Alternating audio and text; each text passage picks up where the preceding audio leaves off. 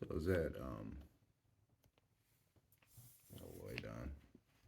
I was at U of M Flint, and I read There Will Be Blood, and now I'm watching. They made a movie of it in 2007, and reminds me of Infrastructure. Reminds me of Hades, King of the Underworld. Reminds me of a lot of things. In the beginning, a man owns a parcel of land, and whatever reason, however, he's doing it all himself.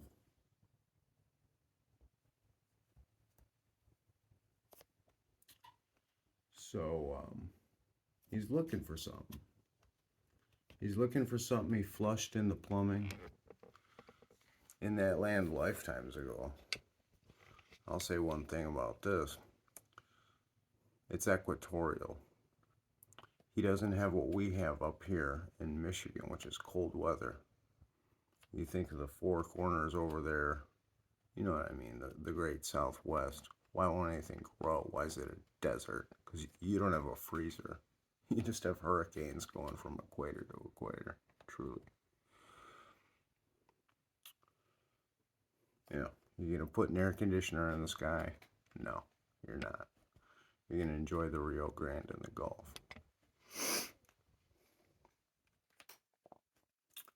But you're not going to have the fresh water that we do in Michigan.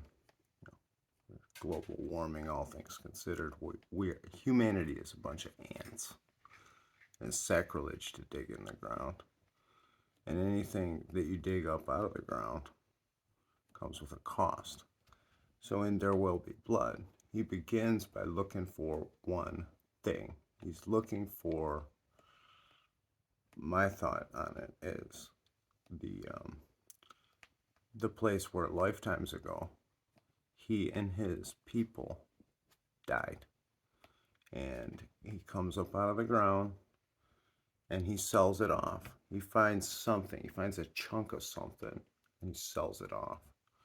And then throughout the entire book, throughout the entire movie, he watches his family history try and fail and try and fail and try and fail. And no matter where you're from, you've heard, when I use the sewer, it goes downstream. It runs downhill, right? Always. Seasonally, things change.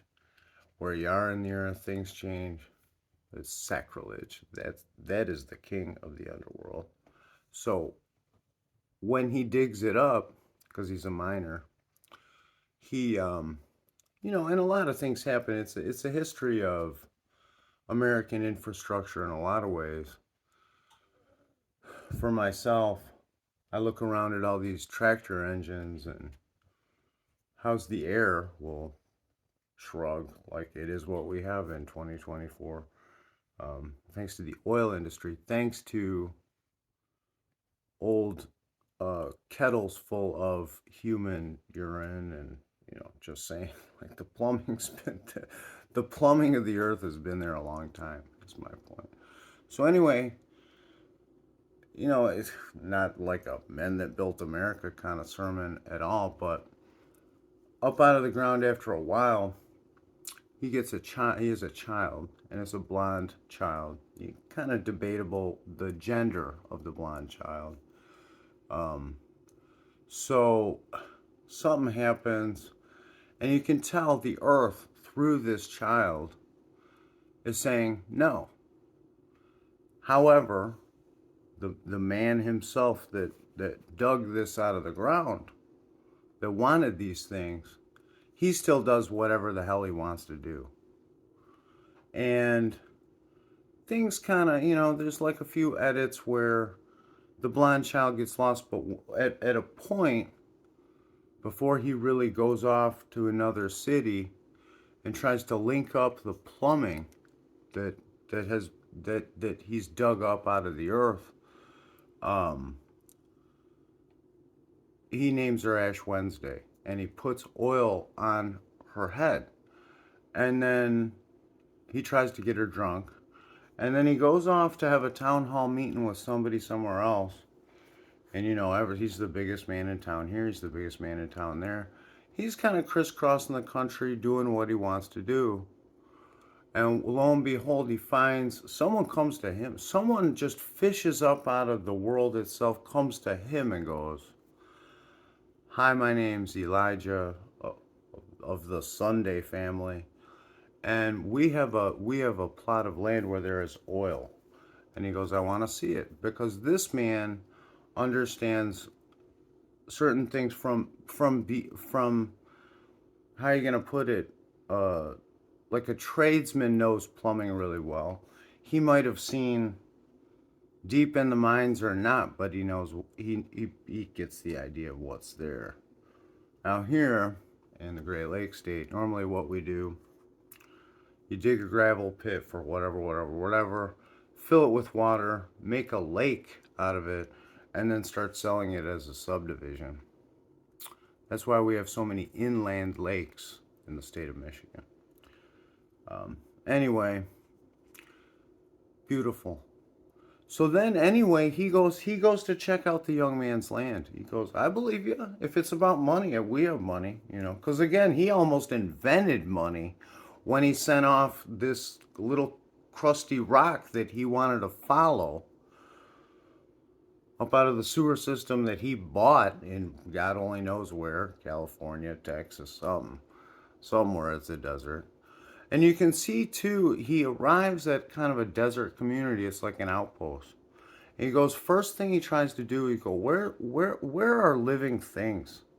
Where are ants and bugs? And they go, well, we have quail, we have pheasant. And he goes, okay. He takes his little boy off hunting.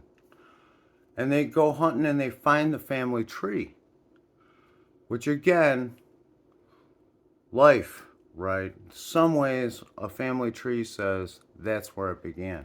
And bugs and things out of the earth, out of the plumbing, having given life unto pheasant and quail, the people of the land, that's their, as the quail runs around squatting everywhere, more life begins that can endure in that environment.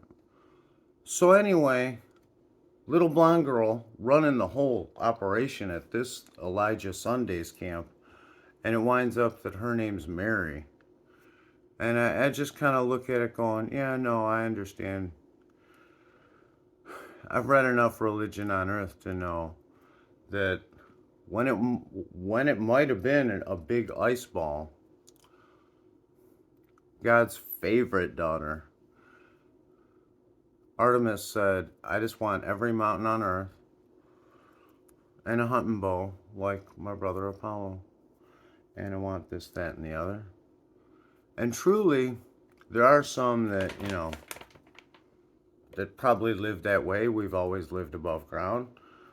You find yourself at a point realizing whether you're homesteaded or not, whether you live on a farm, you know what a farm is or not, you realize everything is going to be cause and effect. And how you deal with that is up to you, but as an art and as a good story worth watching, I was impressed because my thought, since I had read There Will Be Blood back at U of M Flint, watching, episode 1 of this series that came out 15, 20 years ago now on Showtime, I was impressed. It really is a beautiful thing. And for myself, I'm only 46. I sure as hell don't know it all. But you look around at things you didn't build, and they're insufficient, but you still just sit there, wait, clean up, see what happens. Almost like you're dragging a pile of other people's garbage with you your whole life. And that includes people too. But again, Arachne, the goddess of weaving, gods of life in the plumbing, gave me a cat. Peace.